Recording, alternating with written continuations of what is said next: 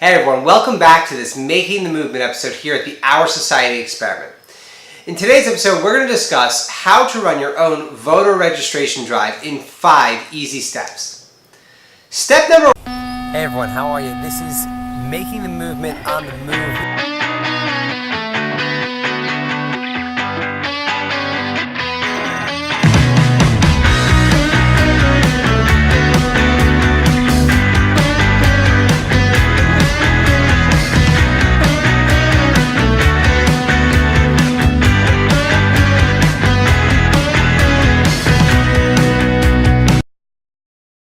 One is create your plan. Basically, you want to know who's going to be helping you. Is it just you? Are you doing a solo mission? Or do you have friends, families, co-worker, or other people that you know who might be interested in helping you out? Obviously, the more people you have, the more ability you have to access other individuals. You want to know where your event's going to be held. Typically, when you hold a voter registration drive, it's going to be best if you put yourself in a high foot traffic area. Think, for example, a local community park or festival during a busy time, a college campus during a busy time when there's classes. You may want to do outside of a religious service, a religious organization, maybe when their service ends. Maybe a grocery store where there's a lot of foot traffic on a busy day. I mean, it's really only limited by your imagination, and you're going to know your town best. But just think that if you want to make sure that you're maximizing your time, because this is an investment of your time, so holding your event in a place where there is a lot of foot traffic will just make sure that you have a higher chance of succeeding with registering as many people as possible to vote. And finally, the third aspect of the first step is you want to know when you're going to do it. So you want to set your time. It's important to formalize your date sooner than later, both for yourself, so it becomes a permanent part of your calendar, but also for your volunteers, any promotional work, which we'll get into a bit, just to have a solid date and time set so people know when your event is and they know what they can expect, when they can expect to participate in it. Step number 2 is event prep. So once you've figured out who's going to be helping you out, where you're going to do it, and when you're going to hold your voter registration drive, it's time to do your due diligence. Depending on where you hold it, you may need to get permission. For example, if you're holding it at a local community fair, you might need a permit from the township. If you're working at a college, you should probably seek they have an events counselor or an events manager, someone who works at the college who may be able to tell you a little bit more about what it takes to host an event on the college, because you're probably going to want to set up a table or something. A little pro tip, if you have the ability to contact and do some outreach to some of the local student groups, you may be able to partner with them. We've had a tremendous amount of success working with the RU Progressive Group at Rutgers University, and through their connections, we've been able to have much easier access to getting on campus to host this cooperative voter registration drive. If you're thinking about going to a grocery store, you probably need permission from the actual business, but I imagine most businesses in your community are probably going to be pretty happy about you getting out there and doing some outreach to people, especially for such a great cause like voter registration.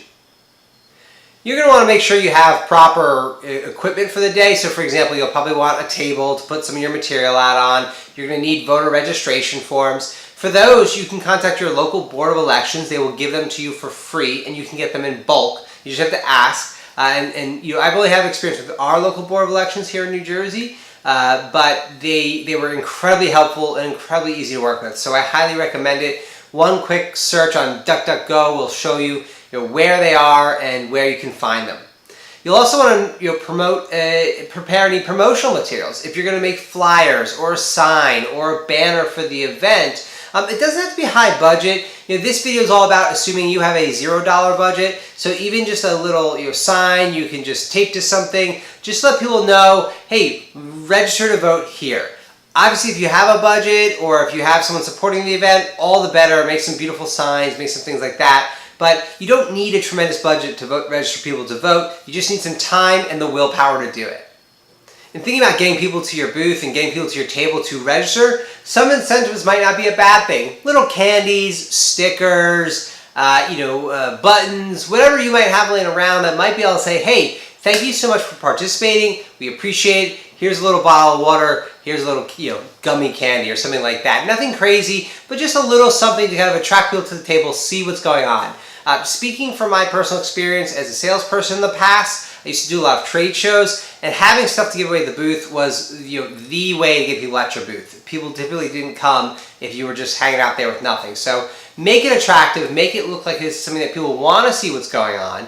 You might even, just thinking outside the box, maybe just print out some big question marks. Hey, what is this? People come over, say what's up, and then you lay it on them. You're registering people to vote, and you want to help them out. Step number 3 is let people know. Now again, we're assuming we have a $0 budget. So the first thing we do is we make an event on Facebook. And it's free. You make an event in your local community and you start sharing with your friends. And I don't mean just share it once. I mean share it every other day until the event, especially as you get close to the event. If you're not on Twitter and Instagram, make sure you're on those and promoting the event as well. Tell your friends and family and tell them to tell people. The idea is, how can we kind of boost community involvement in this process? Because at its core, democracy is a community-oriented tool, right? So it's important that we have participation. So you can get out there, you can talk about it. Also, think about contacting your local media, whether that be a newspaper or an online paper, and just letting them know about what you're doing and why you're doing it. You want more people to have access to the candidates, you want more people to have a say in their democracy, so you're taking your time and you're investing it into registering people to vote in your community. What a great story, and I'm sure many of your local papers would be happy to do a little blurb and share with people what you're doing. Depending on where you're doing the event, you may even be able to hang some flyers up, and I'm not talking about anything crazy, just print them out on your printer and pin them or staple them or tape them to a pole, a sign, something to just let people know ahead of time that, hey, in a week from now, we're going to be doing a voter registration drive from here. In 2 days from now, come back to this spot, you can register to vote. Step number 4 is have fun and register people to vote. When you're out there, a little tip for doing actual voter registration drives is be proactive. Don't just sit at the table, kind of sitting down in a chair, kind of being lazy and just kind of watch people go by. No, get out there and say hello. Say, hey, my name is Ron. I'm here with OurSociety, Are You Progressives, and When We All Vote, and we're here doing a voter registration drive today. Would you like to register to vote? Boom, it's that simple. And you can have them fill out the form. Very important, don't fill out the form for them. Don't edit the form in any way, shape, or form. Let them fill it out. Make sure you have pens and obviously plenty of forms. But just go out there. And you have to remember, if you're shy, just remember, you're doing something for a very good cause. So what better way to learn a new skill, which is being outgoing, right? It's just like anything else. It's just a learned skill. You can just do it, and this is a great way to practice because you're doing something not for your own self-interest, but for their interest. You're giving something to the people. You're doing something great for your community. So there's no better way to get out there. And every once in a while, guys, someone might be having a bad day, and they might send some negativity your way. Don't worry about that. Let it roll off your shoulders. That has nothing to do with you and everything to do with them in that moment in time. And so don't take it personally. Just on to the next one. Your objective is to talk to as many people as possible and get as many people interested as possible to register to vote. It's really important too. Sometimes some people might say oh, I think I'm registered. Just have them re-register. It's not a big deal. There's no penalty for that. It's better safe than sorry when it comes to voting. Speaking from personal experience, if if something goes wrong, you can show up at the election, the day that you're supposed to vote, and at the election center, and have not be able to vote because your paperwork got messed up. So avoid that trap. Tell people, hey, just register to vote. It takes 2 minutes. Let's just fill out this form, and then you can take care of the rest. Some states will let you register to vote online, so that's something you have to check with your state. In my personal home state of New Jersey, we can't do that, so we're using the paper ballots. But your state may, and in that case, that'd be really rad because you can let people register to vote right from their cell phone, right from your booth. I mean, what an easy way to get people more involved. And most importantly, again, have fun. You are doing something great, both for yourself and, more importantly, the community. You are taking an active role in our democracy, your citizenship, and the future of our national direction. And that is something that's really tremendous. So be proud of that and have fun doing it. And finally, step number 5 is just record and reflect. I think it's always a great idea just to keep in mind how your efforts went. Right? It's a great way so we can A, improve in the future, B, you can share with other people, you can disseminate your best practices, what you did that worked, what you didn't do that didn't work, or what you did that didn't work, right?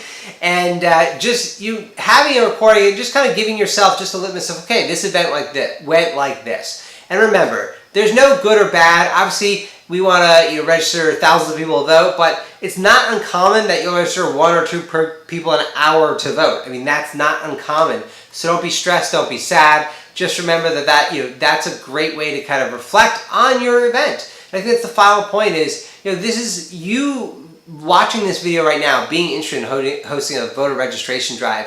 You are already contributing a tremendous amount to your community, and that is awesome. So be sure to reflect on the event, how it went, how you felt during the event, what you think you could improve on for next time, what you did great, and you really just keep in mind that no matter what the end result is, you've done a tremendous thing. And on behalf of myself and the rest of our fellow citizens, thank you for participating in the voter registration drive.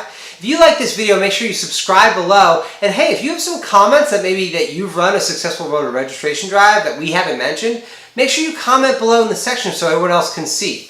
Thanks again for tuning into this Our Society Experiment Making the Movement episode. We'll see you guys next time.